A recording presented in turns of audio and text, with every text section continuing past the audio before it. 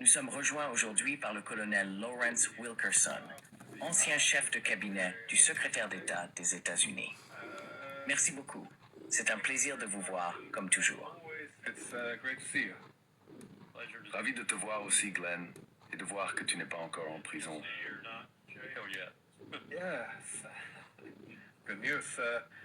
Oui, bonne nouvelle. Eh bien, Trump, vous savez, ce n'est plus un secret.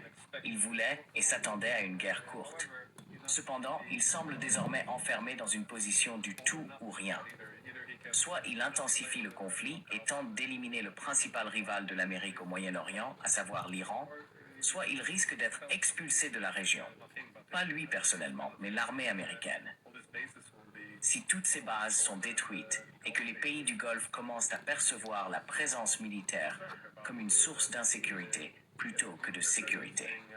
Alors, selon vous, quelle sera la prochaine étape pour Trump? On entend parler de marines envoyées dans la région et de troupes au sol. Est-ce une option réaliste dans votre planification militaire? Comment évalueriez-vous cela? In your war planning, how would you assess this? Ground troops are not realistic at all. Des troupes au sol, ce n'est absolument pas réaliste. Mais laissez-moi revenir un peu en arrière. Haaretz a publié un article intéressant, le seul journal que je lis, et parfois je ne l'aime même pas, parce que Netanyahou possède pratiquement tous les autres. Mais Haaretz avait un sous-titre vraiment intéressant hier. Il disait « Pour gagner, l'Iran n'a qu'à ne pas perdre. Pour gagner, Bibi et Donald ont besoin d'une victoire spectaculaire. Tout est dit. Alors, de quoi s'agit-il ici? Que vous utilisiez des marines sur l'île de Karg, ou l'île de Kark, comme disent beaucoup de Persans, l'île interdite, pensez à l'ancien Ulysse et à l'Odyssée. C'est de cet ordre-là. Les eaux y sont si profondes.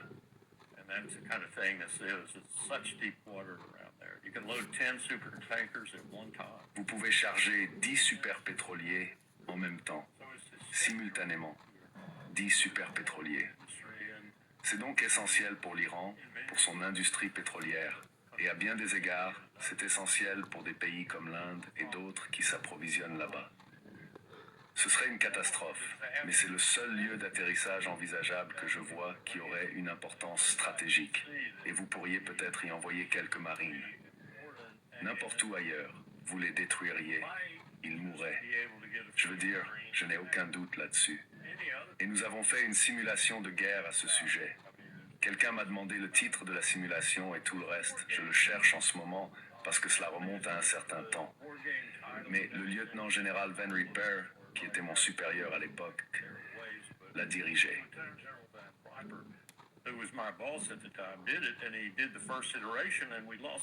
Et il a fait la première itération et nous avons tellement perdu qu'ils ont exigé qu'il la refasse. Il l'a refaite. Et nous avons encore perdu. Et c'était il y a 20 ans, avant que l'Iran n'ait développé ce qu'il a développé aujourd'hui. Qu'est-ce que je veux dire par là? Savez-vous qu'ils ont détruit 5 des radars valant plusieurs millions de dollars? 2 d'entre eux coûtaient un demi-milliard chacun. Dans d'autres pays, ce qui nous a rendus aveugles, et nous ne pouvons pas les remplacer. Et devinez pourquoi nous ne pouvons pas les remplacer. Parce que nous ne pouvons pas obtenir les métaux de terres rares de Chine pour le faire, même si nous pouvions les construire aussi vite. Cela a donc été très très finement ajusté par l'Iran, encore plus qu'il ne l'était dans ce jeu de guerre dont je parlais, ou dans ces 2 itérations.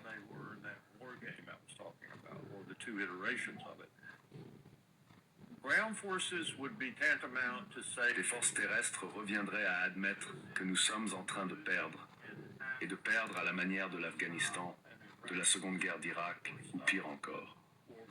En d'autres termes, un coût de 1000 milliards de dollars sur 10 ans de conflit, où nous finirions par devoir rétablir la conscription et tout ce qui accompagne une mobilisation totale, simplement pour déployer suffisamment de troupes en Iran afin de faire la différence et de tenir le pays ensuite.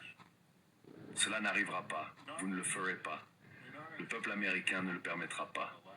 C'est aussi simple que cela. Si Donald Trump veut écourter considérablement, prématurément si l'on veut, sa présidence, qu'il le fasse. Et je ne dis pas cela à la légère, car tous ces hommes et ces femmes mourraient. lightly because all those men